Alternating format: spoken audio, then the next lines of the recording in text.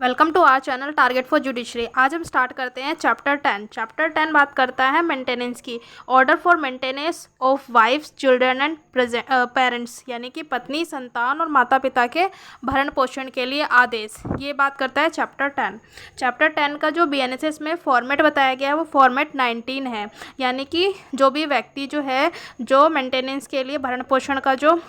है कि जिसके पास पर्याप्त साधन है वो जो है कि भरण पोषण करने से मना करता है, तो उसके खिलाफ जब वारंट निकाला जाता है तो वारंट का जो है वो फॉर्मेट नंबर 19 में बताया गया है। यदि हम मेंटेनेंस की बात करते हैं तो CRPC में चैप्टर 9 जो कि सेक्शन 125 से 128 तक में बताया गया था। अब हम स्टार्ट करते हैं चैप्टर 10 सेक्शन 144। सेक्शन 144 कहता है पत्नी, संतान और माता पिता के भरण पोषण के लिए आदेश, यानी कि सबसेक्शन फर्स्ट कहता है यदि पर्याप्त साधनों वाला कोई व्यक्ति, यानी कि जिसके पास सफिशिएंट मीन्स हैं, यानी कि पर्याप्त साधनों वाला कोई व्यक्ति, ये कहता है अपनी पत्नी का जो अपना भरण पोषण करने में असमर्थ है, या अपनी धर्मज या अधर्मज संतान का, चाहे वो विवाहित हो या ना हो, जो अपना भरण पोषण करने में असमर्थ है उसका, या फिर थर्ड पॉइंट कहता है अपनी धर्मज या अधर्मज संतान का, चाहे उसमें जो है कोई विवाहित पुत्री नहीं है जो विवाहित पुत्री नहीं है जिसने वयस्कता प्राप्त कर ली है, जहां ऐसी संतान किसी शारीरिक या मानसिक असामान्यता या क्षति के कारण अपना भरण पोषण करने में असमर्थ है। डी पॉइंट कहता है अपने पिता या माता का जो भरण पोषण करने में असमर्थ है, यानी कि सबसेक्शन फर्स्ट ये कहता है कि यदि पर्याप्त साधनों वाला कोई व्यक्ति, यानी कि जिसके पास सफिशिएंट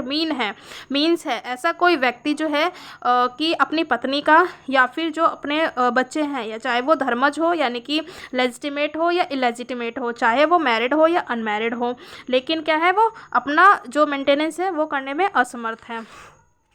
थर्ड पॉइंट कहता है कि चाहे वो अपनी धर्मज या अधर्मज संतान, यानी कि लेजिटिमेट या इलेजिटिमेट जो बच्चे हैं जिसने मेजोरिटी वयस्कता तो प्राप्त कर ली है, उन्होंने मतलब ऐसे बच्चे जो कि या तो लेजिटिमेट हो या इलेजिटिमेट हो, यानी कि धर्मज या अधर्मज संतान हो, बट उन्होंने क्या किया है मेजोरिटी प्राप्त कर ली, यानी कि 18 साल से ऊपर हो, बट क्या है उसमें जो है शारीरिक या मानसिक असमानता है, यानी कि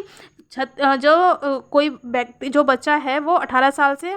ऊपर का हो चुका है, जिसने मेजोरिटी तो प्राप्त कर ली है, लेकिन वो किसी ना मतलब इनकैपेबल है किस तरीके से, वो शारीरिक या मानसिक रूप से मानसिक असमानता या क्षति के कारण अपना भरण पोषण करने में असमर्थ है, यानी कि अपना मेंटेनेंस करने में असमर्थ है। या डी पॉइंट कहते हैं कि अपने पिता या माता का जो भरण पोषण करने में असमर्थ है। भरण पोषण करने में उपेक्षा कौन करता है, यानी कि जो पर्याप्त साधनों वाला कोई व्यक्ति है वो मेंटेनेंस करने में उपेक्षा करता है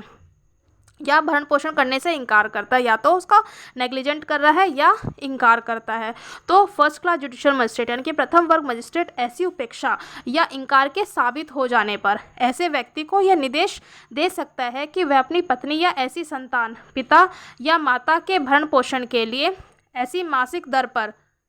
जिसे मजिस्ट्रेट ठीक समझे मानसिक भत्ता दे, और उसे भत्ते का संदाय ऐसे व्यक्ति को करे जिसको संदाय करने का मजिस्ट्रेट समय समय पर निर्देश दे, यानी कि जो सफिशिएंट मीन्स वाला जो कोई व्यक्ति है वो इन व्यक्तियों में से जो है कि जिनको भरण पोषण करने में असमर्थ है उनको भरण पोषण करने से या तो उपेक्षा करता है या फिर इनकार करता है। तो फिर फर्स्ट क्लास जुडिशियल जो मजिस्ट्रेट होगा वो डायरेक्शन दे सकता है, मतलब ऐसा साबित हो जाने पर कि ऐसा व्यक्ति जो सफिशिएंट साधनों वाला व्यक्ति है और जिनको जो है कि वो मेंटेनेंस यानी कि भरण पोषण नहीं कर रहा है, तो फिर ऐसा जो है ऑर्डर दिया जा सकता है जो कि मासिक दर पर हो, यानी कि जो पर मंथ के रूप में पे होता है, ऐसा जो है कि वो ऑर्डर दिया जा सकता है मजिस्ट्रेट के थ्रू।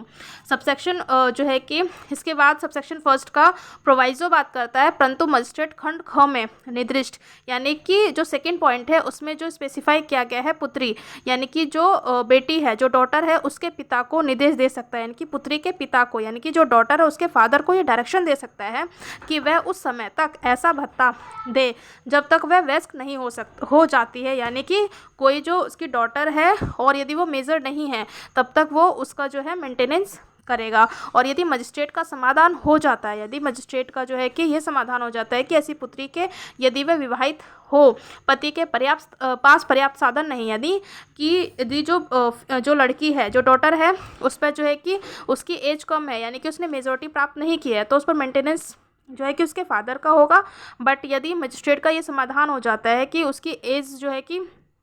कम है लेकिन वो मैरिड है और हस्बैंड के पास उतना पर्याप्त साधन नहीं है, तो ऐसी कंडीशन में भी जो फादर होंगे उनके द्वारा ही ऐसी डॉटर का मेंटेनेंस किया जाएगा। सेकंड प्रोवाइजो कहता है, परंतु यह और कि मजिस्ट्रेट इस उपधारा के अधीन भरण पोषण के मासिक भत्ते के संबंध में, यानी कि जो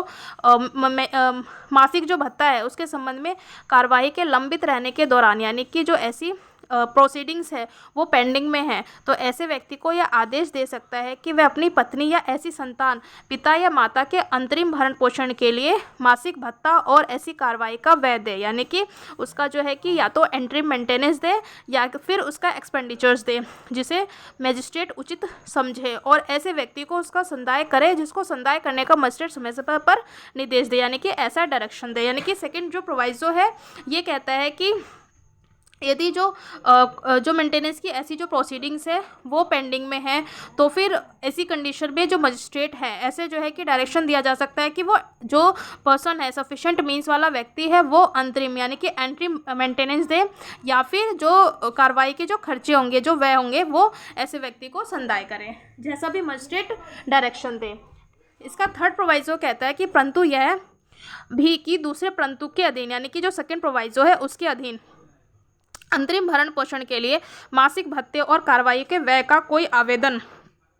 यथासंभव ऐसे व्यक्ति पर आवेदन की सूचना की तामील की तारीख से 60 दिन के भीतर निपटाया जाएगा। यानी कि जो एंट्री मेंटेनेंस की जो प्रोसीडिंग्स है, जो उसके लिए एप्लीकेशन दिया जा रहा है, या जो एक्सपेंडिचर्स के जो मामले हैं, मतलब कार्रवाई के जो खर्चे हैं उसका, या फिर जो व्यक्ति है वो अंतरिम भरण पोषण प्राप्त करना चाहता है, यानी कि एंट्री मेंटेनेंस प्राप्त करना चाहता है, तो उसके लिए एप्लीकेशन जो देनी होगी वो जो आवेदन की सूचना होगी, यानी जब ऐसे व्यक्ति ने जो दूसरे व्यक्ति को जो सूचना दी है, जो इन्फॉर्मेशन दी है, जो ऐसी एप्लीकेशन दी है, उसके आवेदन की सूचना की तामील की, यानी कि जब ऐसी तामील हो गई है तो उसके 60 दिन के भीतर जो है कि ऐसी एप्लीकेशन दी जाएगी। स्पष्टीकरण में कहा गया है कि पत्नी यानी कि जो वाइफ है उसके तहत कौन सी महिलाएं आएंगी, तो इस अध्याय के प्रयोजनों के लिए पत्नी के अंतर्गत ऐसी महिला भी है जिसके पति ने उससे विवाह विच्छेद कर लिया, यानी कि जिसके हस्बैंड ने जो है उसको विवाह विच्छेद कर लिया है, यानी कि जुडिशियल सेपरेशन कर लिया है, या जिसने अपने पति से विवाह विच्छेद कर लिया, तो हस्बैंड ने उससे विवाह विच्छेद कर लिया है, या जो फीमेल है वो उसने जो है अपने पति से विवाह विच्छेद कर लिया है, और जिसने कि रीमैरिज नहीं किया, यानी कि पुनर्विवाह नहीं किया है, तो ऐसी जो फीमेल होंगी उसको जो है कि वो पत्नी माना जाएगा। सबसेक्शन 2 कहता है भरण पोषण या अंतरिम भरण पोषण के लिए ऐसा कोई भत्ता और कार्रवाई के लिए व्यय आदेश की तारीख से, यानी कि जब ऐसा ऑर्डर दिया गया है आदेश की तारीख से, या यदि ऐसा आदेश दिया जाता है तो यथास्थिति भरण पोषण या अंतरिम भरण पोषण और कार्रवाइयों के व्यय के लिए आवेदन की तारीख से संदेह होंगे, यानी कि जो एंट्री मेंटेनेंस का ऑर्डर दिया जा रहा है, या फिर जो आवेदन है, आवेदन मतलब जो उसकी कार्रवाई के जो खर्चे दिए जा रहे हैं, तो वो कब से दिया जाएगा, जबकि ऐसा आदेश, जब ऐसा ऑर्डर दिया गया है उसकी डेट से, या फिर जिस दिन ऐसी एप्लीकेशन दी है उसकी तारीख से जो है कि ये संदाय होगा। सबसेक्शन 3 कहता है यदि कोई व्यक्ति जिसे आदेश दिया गया, यानी कि जिस पर्सन को ऐसा ऑर्डर दिया गया है उस आदेश का अनुपालन करने में पर्याप्त कारण के बिना असफल रहता है, यानी कि उसके पास कोई सफिशिएंट रीज़न नहीं है, उसके बिना क्या करता है, वो असफल रहता है, तो उस आदेश के प्रत्येक भंग के लिए ऐसा कोई मजिस्ट्रेट देय रकम के ऐसी रीति से उद्ग्रहित किए जाने के लिए वारंट जारी कर सकता है, यानी कि जो मजिस्ट्रेट होगा वो क्या कर सकता है, ऐसे व्यक्ति के खिलाफ वारंट जारी कर सकता है जैसी रीति जुर्माने उद्ग्रहित करने के लिए उपबंधित है, और उस वारंट के निष्पादन के पश्चात प्रत्येक मास के ना चुकाए गए यथास्थिति भरण पोषण या अंतरिम भरण पोषण के लिए पूरे भत्ते और कार्रवाई के व्यय या उसके किसी भाग के लिए ऐसे व्यक्ति को 1 मास तक की अवधि के लिए, या यदि वह उससे पूर्व चुका दिया जाता है या चुका देने के समय तक के लिए है तो कारावास का दंडादेश दे सकता है। यानी कि जो सबसेक्शन 3 कहता है, ये कहता है कि यदि जो पर्याप्त कारण वाला जो व्यक्ति है वो जो है भरण पोषण देने में असफल रहता है। क्यों असफल रहता है? बिना किसी पर्याप्त कारण के, यानी कि कोई उसके पास रीज़न नहीं है, वो जो है मेंटेनेंस नहीं देना चाहता है, तो फिर मजिस्ट्रेट क्या कर सकता है? उसके खिलाफ वारंट जारी कर सकता है। और वारंट के बाद क्या होगा कि ऐसे व्यक्ति को 1 महीने तक की कारावास भी दिया जा सकता है यदि वो उसके बाद भी जो भत्ते और कार्रवाई के जो खर्चे हैं वो नहीं चुका रहा है। तो ऐसी कंडीशन में उसे 1 महीने की व्यक्ति को, किस व्यक्ति को? जो कि सफिशिएंट मीन वाला व्यक्ति है, ऐसे व्यक्ति को 1 महीने तक का कारावास दिया जा सकता है। किसके द्वारा? मजिस्ट्रेट के थ्रू। परंतु इसके बाद 3rd सबसेक्शन का फर्स्ट प्रोवाइजो कहता है कि परंतु इस धारा के अधीन देय किसी रकम की वसूली के लिए, यानी कि कोई भी जो रकम है, जो अमाउंट है, उसकी वसूली के लिए कोई वारंट तब तक जारी न किया जाएगा जब तक उस रकम को उग्रहित करने के लिए, यानी कि उस जो अमाउंट है उसको प्राप्त करने के लिए उस तारीख से जिसको वह देय हुई 1 वर्ष की अवधि के अंदर न्यायालय से आवेदन नहीं किया गया। यानी कि ये कहता है कि जब ऐसा व्यक्ति, मतलब कि जब सबसेक्शन 3 में कहता है कि वारंट जारी कर सकता है, यानी कि जो पर्याप्त कारण वाला जो व्यक्ति है वो जो भरण पोषण है वो देने में असफल रहता है, तो उसके खिलाफ क्या किया जाएगा? वारंट जारी करवा दिया जाएगा। तो वारंट जो है इसका प्रोवाइजो कहता है कि वारंट तब तक जारी नहीं किया जाएगा जब तक कि ऐसे व्यक्ति ने, जो कि उस अमाउंट को प्राप्त करना चाहता है, यानी कि मेंटेनेंस जो प्राप्त करना चाहता है, उस व्यक्ति ने 1 वर्ष की अवधि के अंदर न्यायालय में ऐसी एप्लीकेशन ना डाली हो। यानी कि एक वर्ष के अंदर जो है ऐसे व्यक्ति को, यानी कि जो अग्रीव पार्टी, यानी कि जो मेंटेनेंस प्राप्त करना चाहता है, वो जो है कि 1 वर्ष के अंदर यदि उस रकम को प्राप्त करने के लिए 1 साल के अंदर जो है भरण पोषण के लिए मजिस्ट्रेट के न्यायालय में जो है आवेदन करता है, तभी ऐसे वारंट को निकाला जा सकता है। सेकंड प्रोवाइजो कहता है परंतु यह और कि यदि ऐसा व्यक्ति इस शर्त पर भरण पोषण करने की प्रस्तावना करता है, यानी कि इस जो है शर्त लगाता है कि उसकी पत्नी उसके साथ रहे, यानी कि जो ऐसा व्यक्ति है वो भरण पोषण के लिए ये कहता है कि उसकी वो जो है कि तभी मेंटेनेंस करेगा जबकि उसकी पत्नी उसके साथ रहे और वह पति के साथ रहने से इनकार करती है। मतलब जो पर्सन है वो कहता है कि उसकी पत्नी उसके साथ रहे और वह पति के साथ रहने से इनकार करते हैं, जो फीमेल है वो जो है ऐसे पति के साथ रहने से मना करती है। तो ऐसा मजिस्ट्रेट उसके द्वारा कथित इनकार के किन्हीं आधारों पर विचार कर सकता है और ऐसी प्रस्तावना के किए जाने पर भी वह इस धारा के अधीन आदेश दे सकता है कि वह उसका समाधान हो जाता है कि ऐसा आदेश देने के लिए न्यायसंगत आधार है। मतलब यहाँ पर ये कहता है कि यदि कोई पर्सन जो है वो ये कहता है कि मैं अपनी, मतलब जो उनकी पत्नी है, कि उनका भरण पोषण तभी करूँगा जब वो उनके साथ रहती है, और जो उसकी फीमेल है, मतलब जो वाइफ है, वो उसके साथ रहने से मना करती है, तो फिर ऐसी जो है कि मतलब इनकार का रीज़न क्या है, यानी जो फीमेल, जो उनकी वाइफ है वो मना कर रही है, तो उसका रीज़न क्या है, उसके जो रीज़न है उसको जो है कि न्यायालय द्वारा उस पर विचार किया जाएगा। और यदि सफिशिएंट रीज़न है तो उनके अलग रहने पर भी, यानी कि जो वाइफ है वो अपने हस्बैंड से अलग रहने पर भी मेंटेनेंस प्राप्त कर सकती हैं। ये कहता है ये प्रोवाइजो। स्पष्टीकरण में कहा गया है कि यदि पत्नी ने अन्य महिला से विवाह कर लिया है, यदि हस्बैंड ने जो है किसी फीमेल से, अन्य महिला से विवाह कर लिया है या वह कॉन्क्यूबाइन रखता है, तो उसकी पत्नी द्वारा उसके साथ रहने से इनकार का न्यायसंगत आधार माना जाएगा। यानी कि जो इसका जो प्रोवाइजो है, 3rd का सेकंड प्रोवाइजो है, ये कहता है कि जो फीमेल है, मतलब जो वाइफ है, वो अपने हस्बैंड से जो है कि साथ रहने से मना कर रही है, और मना का रीज़न क्या है कि उसके हस्बैंड ने जो है दूसरी शादी कर ली है या फिर वो कॉन्क्यूबाइन रखता है। तो ऐसी कंडीशन में जो फीमेल है, मतलब जो वाइफ है, वो उसके साथ रहने से मना करती है, तो वो सफिशिएंट रीज़न माना जाएगा। 4th कहता है कि कोई पत्नी अपने पति से इस आधार के अधीन यथास्थिति भरण पोषण या अंतरिम भरण पोषण के लिए भत्ता और कार्रवाई के व्यय प्राप्त करने की हकदार ना होगी। यानी कि कब कोई फीमेल जो है मेंटेनेंस प्राप्त नहीं कर पाएगी, उसका रीज़न बताया, यदि वह अडल्ट्री की दशा में रह रही हो, यानी कि जारता की दशा में रह रही हो, या यदि वह पर्याप्त कारण के बिना, यानी कि किसी सफिशिएंट रीज़न के बिना अपने पति के साथ रहने से इनकार करती है, यानी कि उसके पास कोई सफिशिएंट रीज़न नहीं है, पर्याप्त कारण नहीं है, उसके बिना जो है अपने पति के साथ रहने से इनकार करती है, या यदि वे पारस्परिक सम्मति से, यानी कि दोनों की म्यूचुअल कंसेंट से वो पृथक रह रहे हैं। यानी कि ये काफ़ी बार जो है प्री मेंस और इंटरव्यू में ये क्वेश्चन पूछा जाता है कि कब कोई फीमेल जो है कि उसे मेंटेनेंस नहीं दिया जा सकता है, या कब वो मेंटेनेंस की अधिकारिणी नहीं होगी। तो कब नहीं होती है, जबकि वो जारता की दशा में रह रही हो, या फिर पर्याप्त कारण के बिना अपने पति के साथ रहने से इनकार करती है, या फिर वो उन दोनों की मतलब म्यूचुअल कंसेंट से वो अलग रहे। तो ऐसी परिस्थितियों में फीमेल को जो है मेंटेनेंस नहीं दिया जाएगा, यानी कि जो वाइफ है वो मेंटेनेंस प्राप्त नहीं कर सकती है। सबसेक्शन 5 कहता है मजिस्ट्रेट यह साबित होने पर आदेश को रद्द कर सकता है, यानी कि यदि ये प्रूफ्ड हो जाता है तो वो ऐसे ऑर्डर को कैंसिल कर सकता है कि कोई पत्नी जिसके पक्ष में इस धारा के अधीन आदेश दिया गया है जारता की दशा में रह रही है, या पर्याप्त कारण के बिना अपने पति के साथ रहने से इनकार करती है, या वे पारस्परिक सम्मति से पृथक रह रहे हों। यानी कि जबकि मतलब ऐसा है कि मजिस्ट्रेट ने कोई ऑर्डर पास कर दिया है कि ऐसी जो पत्नी है उसके पक्ष में जो है कि मतलब उसको मेंटेनेंस दिया जाएगा, और बाद में ये साबित हो जाता है कि ऐसी जो पत्नी है वो क्या करती है, वो जारता की दशा में रह रही हो, या फिर पर्याप्त कारण के बिना अपने हस्बैंड से अलग रह रही हो, या फिर पारस्परिक सम्मति से ये लोग अलग रह रहे हैं। तो ऐसी कंडीशन में क्या होगा कि जो उसे मेंटेनेंस का जो ऑर्डर दिया गया था वो कैंसिल हो जाएगा बाय द मजिस्ट्रेट। ये बात करता है सेक्शन 144। सेक्शन 145 कहता है प्रक्रिया, यानी कि प्रोसीजर की बात करता है। यानी कि सेक्शन 144 ये कहता है कि जो मेंटेनेंस है वो कौन दे सकता है, किसको दिया जा सकता है, और जो है कब जो है पत्नी मेंटेनेंस की अधिकारिणी नहीं होगी, इसकी बात करता है सेक्शन 144। सेक्शन 145 जो है 145 वो प्रक्रिया की बात करता है कि जो मेंटेनेंस है वो कैसे कैसे दिया जाएगा और कहाँ पर उसकी एप्लीकेशन दी जा सकती है। तो सेक्शन 145 सबसेक्शन फर्स्ट कहता है किसी व्यक्ति के विरुद्ध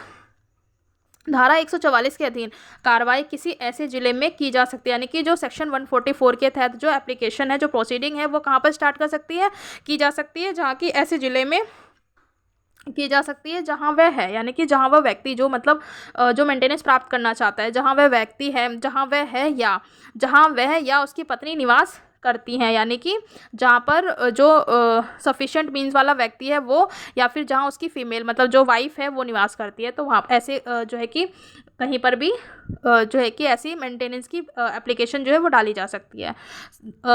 सी पॉइंट कहता है जहाँ उसने अंतिम बार यानी कि लास्ट टाइम यथास्थिति अपनी पत्नी के साथ या अधर्मस्थ संतान इलेजिटिमेट जो संतान है उसकी माता के साथ निवास किया है, या जहाँ उसका पिता निवास करता है या उसकी माता निवास करती है। यानी कि ये कहता है कि इसका जो मेंटेनेंस जो प्राप्त करना चाहता है उसका जो है कि कहाँ पर ऐसी एप्लीकेशन डाली जा सकती है, कहाँ पर कार्रवाई की जा सकती है। तो ये बात करता है कि किसी ऐसे ज़िले में की जा सकती है जहाँ वह है या फिर जहाँ वह है या जहाँ उसकी पत्नी जो है जो वाइफ है वो निवास करती है, या फिर जहाँ लास्ट टाइम वो ऐसा व्यक्ति रहा हो, या फिर जहाँ पर जो है अपनी पत्नी के साथ या जो अधर्मस्थ संतान है उसकी माता के साथ वो निवास करता है, या फिर डी पॉइंट कहता है कि जहाँ पर ऐसे पिता या माता हैं जहाँ पर वो निवास करते हैं तो वहाँ पर मेंटेनेंस के लिए वो कार्रवाई कर सकते हैं। सबसेक्शन 2 कहता है ऐसी कार्रवाई में सब साक्ष्य ऐसे व्यक्ति की उपस्थिति में जिसके विरुद्ध भरण पोषण के लिए संदाय का आदेश देने की प्रस्तावना है या जब उसकी व्यक्तिक हाजिरी से अभिमुक्ति दे दी गई है, यानी कि जो ऐसा व्यक्ति जो सफिशिएंट मीन वाला व्यक्ति है उसको पर्सनल अपीयरेंस यानी कि कोर्ट से जो है कि उसको जो है कि अभिमुक्ति दी गई है कि मतलब वो कोर्ट में जो है हाजिर नहीं हो तो भी कोई प्रॉब्लम नहीं है, तो ऐसी अभिमुक्ति दे दी गई है, तब उसके अधिवक्ता की उपस्थिति में लिया जाएगा और उस रीति से अभिलिखित किया जाएगा जो सम्मन मामलों के लिए विहित है। ये प्री में काफ़ी बार क्वेश्चन पूछा जाता है कि मेंटेनेंस के लिए जो प्रोसीडिंग्स होती है वो किस तरीके की फॉलो की जाती है, तो प्रोसीडिंग जो है वो सम्मन केसेस की फॉलो की जाती है।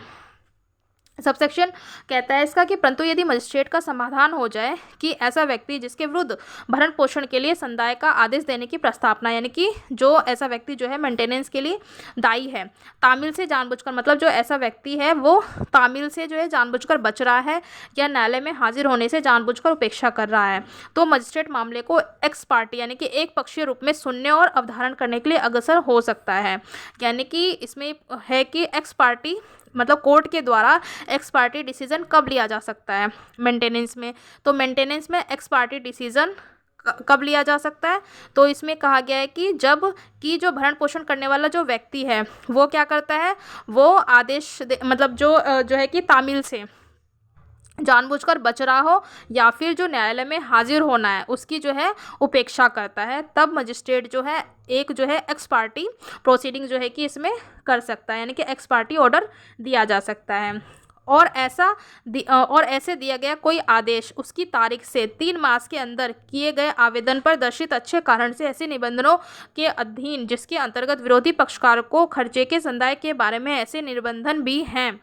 जो मजिस्ट्रेट न्यायोचित और उचित समझे अपास्त किया जा सकता है। यानी कि जब जो मेंटेनेंस देने वाला जो व्यक्ति है वो क्या करता है, वो जानबूझकर जो है कोर्ट जो तामील है, जो सम्मन दिया गया है उसकी तामील से जानबूझकर बच रहा है या फिर जो न्यायालय में हाजिर होना है उसकी उपेक्षा करता है, तब कोर्ट क्या करेगा, वो एक्स पार्टी डिसीजन लिया जा सकता है। बट जो मेंटेनेंस देने वाला व्यक्ति है वो 3 महीने के अंदर यदि कोर्ट में आकर कोई सफिशिएंट रीज़न बता देता है तो फिर जो एक्स पार्टी जो डिसीजन हुआ है, यानी कि एक पक्षीय रूप से जो सुनवाई हुई है, ऐसी जो सुनवाई है मतलब जो ऐसा डिसीजन दिया गया है उसको सेट असाइड किया जा सकता है, यानी कि ऐसी जो डिसीजन है उसको अपास्त कराया जा सकता है यदि भरण पोषण करने वाले व्यक्ति ने अच्छे कारण दर्शित कर दिए हो तब। सबसेक्शन 3 कहता है धारा 144 के अधीन आवेदनों पर कार्रवाई करने में न्यायालय की शक्ति होगी कि वह खर्चों के बारे में ऐसा आदेश दे जो न्याय संगत, यानी कि जो मतलब जो सही लगे मतलब कोर्ट को, तो ऐसे जो है खर्चों के बारे में भी ऑर्डर दे सकता है, यानी कि मेंटेनेंस के साथ साथ खर्चों के लिए ऑर्डर भी दिया जा सकता है। सेक्शन 146 कहता है भत्ते में परिवर्तन, यानी कि सेक्शन 144 ये बात करता है कि मेंटेनेंस कौन दे सकता है, किसको दिया जा सकता है, ठीक है। और 145 कहता है कि प्रोसीजर क्या क्या होगा, फिर क्या जब किसी व्यक्ति को मेंटेनेंस दिया जा चुका है तो क्या जो उसका मेंटेनेंस में परिवर्तन किया जा सकता है, उसकी बात करता है सेक्शन 146, यानी कि भत्ते में परिवर्तन। धारा 140 सबसेक्शन 1 कहता है धारा 144 के अधीन भरण पोषण या अंतरिम भरण पोषण के लिए मासिक भत्ता पाने वाले या यथास्थिति अपनी पत्नी, संतान, पिता या माता को भरण पोषण या अंतरिम भरण पोषण के लिए मासिक भत्ता देने के लिए उसी धारा के अधीन आदिष्ट किसी व्यक्ति की परिस्थिति में तब्दीली साबित हो जाने पर मजिस्ट्रेट यथास्थिति भरण पोषण या अंतरिम भरण पोषण के लिए भत्ते में ऐसा परिवर्तन कर सकता है जो वो ठीक समझे। यानी कि भत्ते में परिवर्तन कब किया जा सकता है, जबकि जो है कि परिस्थितियों में तब्दीली हो गई है,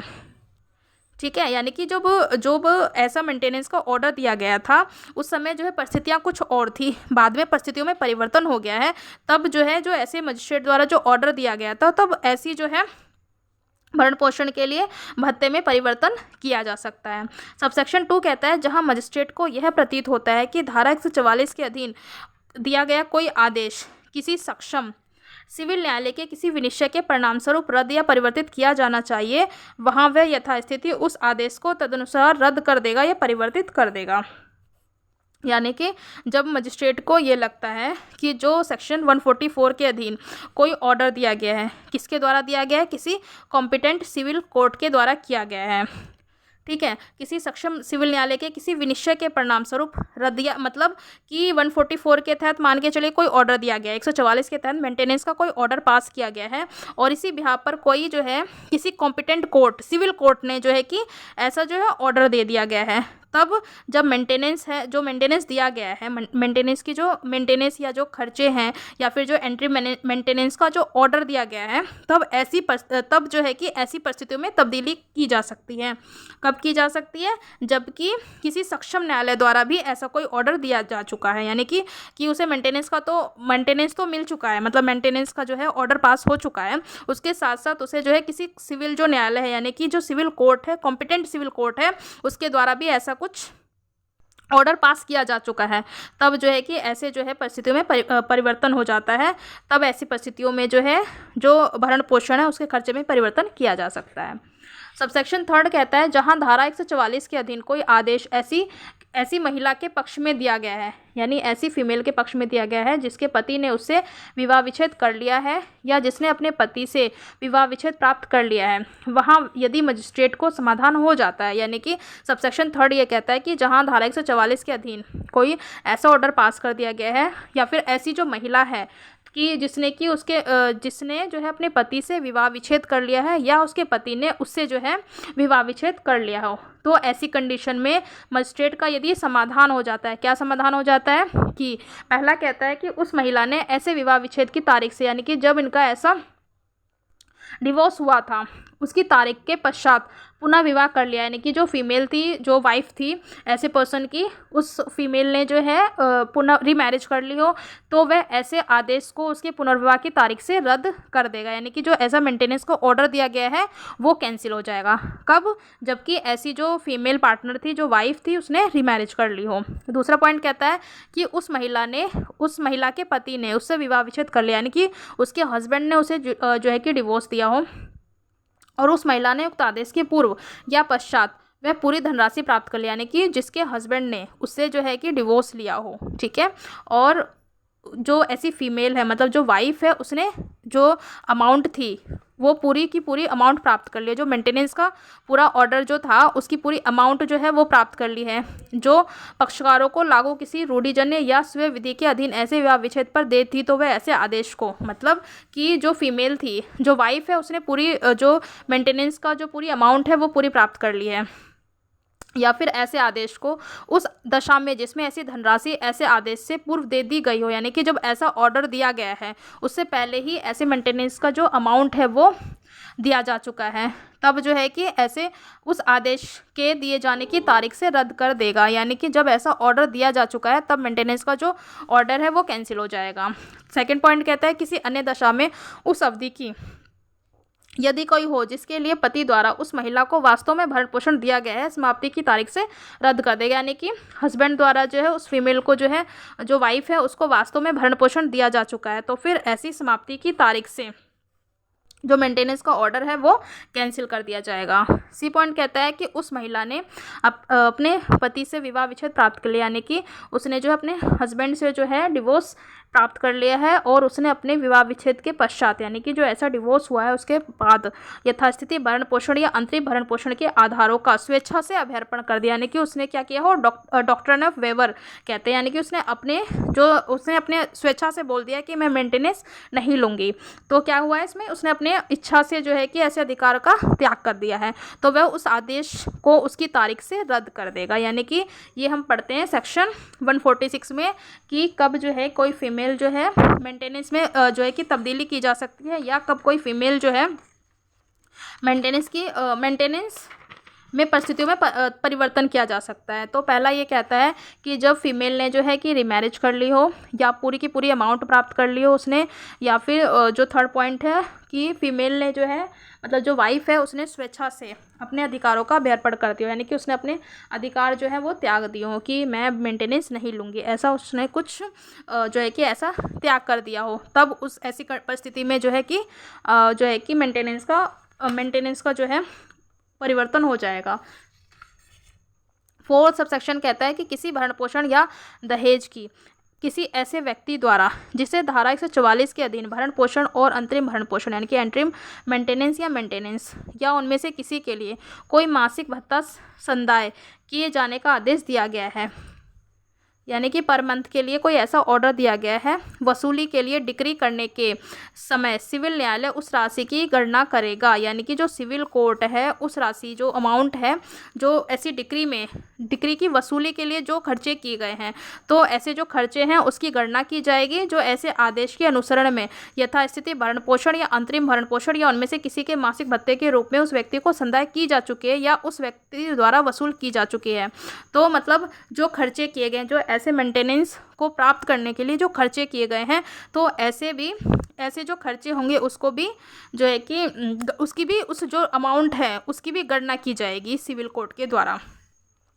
अब हम बात करते हैं सेक्शन 147 बात करता है भरण पोषण के आदेश का प्रवर्तन, यानी कि जो मेंटेनेंस का जो ऐसा ऑर्डर प्राप्त किया जा चुका है उसका इन्फोर्समेंट कैसे कराया जाएगा, तो वो बात करता है सेक्शन 147 कहता है यथास्थिति भरण पोषण या अंतरिम भरण पोषण, एंट्री मेंटेनेंस और कार्रवाइयों के व्यय के आदेश की प्रति, यानी कि जो भी खर्चे हुए हैं ऐसी प्रोसीडिंग में जो खर्चे हुए हैं उसकी एक कॉपी, मतलब जो ऑर्डर है ऑर्डर की कॉपी, और उस व्यक्ति को जिसके पक्ष में वह दिया गया, यानी कि जिसके फेवर में ऐसा ऑर्डर दिया गया है, या उसके संरक्षक को यदि कोई हो, या उस व्यक्ति को जिसे यथास्थिति भरण पोषण के लिए भत्ता या अंतरिम भरण पोषण के लिए भत्ता और कार्रवाई के लिए वह दिया जाना है निःशुल्क दी जाएगी, यानी कि जो कार्रवाई के जो खर्चे हैं या फिर जो भी ऐसा ऑर्डर दिया गया है जिसके फेवर में ऐसा मेंटेनेंस का ऑर्डर दिया गया है, उसको जो ऐसा ऑर्डर है उसकी कॉपी जो है फ्री ऑफ कॉस्ट दी जाएगी। और ऐसे आदेश का प्रवर्तन यानी इसका इन्फोर्समेंट कैसे कराया जाएगा उसकी बात करता है। और ऐसे आदेश का प्रवर्तन जो है किसी ऐसे स्थान में जहाँ वह व्यक्ति है, यानी कि जहाँ वह व्यक्ति है ऐसे स्थान में जिसके विरुद्ध वह आदेश दिया गया था, यानी कि जैसे जिस व्यक्ति के विरुद्ध, यानी कि जो सफिशिएंट मीन्स वाला व्यक्ति है, यानी कि जिसके पास पर्याप्त साधन है कि मेंटेनेंस कर सकता है, भरण पोषण कर सकता है, ऐसे व्यक्ति जहाँ पर वो रहता है, ठीक है, तो वहाँ पर जो है तो कहता है कि ऐसे आदेश का प्रवर्तन किसी ऐसे स्थान में जहां वह व्यक्ति है जिसके विरुद्ध वह आदेश दिया गया था, किसी मजिस्ट्रेट द्वारा पक्षकारों को पहचान के बारे में और यथास्थिति देय भत्तों या व्यय के न दिए जाने के बारे में ऐसे मजिस्ट्रेट का समाधान हो जाने पर किया जा सकता है। यानी कि मेंटेनेंस का जो है इन्फोर्समेंट कहाँ कराया जा सकता है, जहाँ पर जिसके विरुद्ध मतलब ऐसा मेंटेनेंस का जो ऑर्डर दिया गया है जहाँ वह व्यक्ति रहता है, ठीक है, यानी कि जो सफिशिएंट मीन्स वाला जो व्यक्ति है जिसके पास पर्याप्त कारण है, मतलब पर्याप्त साधन है कि वो व्यक्ति जो है भरण पोषण कर सकता है, तो जहाँ वह व्यक्ति निवास करता है वहाँ पर जो है कि भरण पोषण जो है कि परिवर्तन कराया जा सकता है। तो इस तरीके से आज हमारा मेंटेनेंस का टॉपिक कंप्लीट हुआ है। आपको अच्छा लगा हो तो please like share and subscribe. Thank you.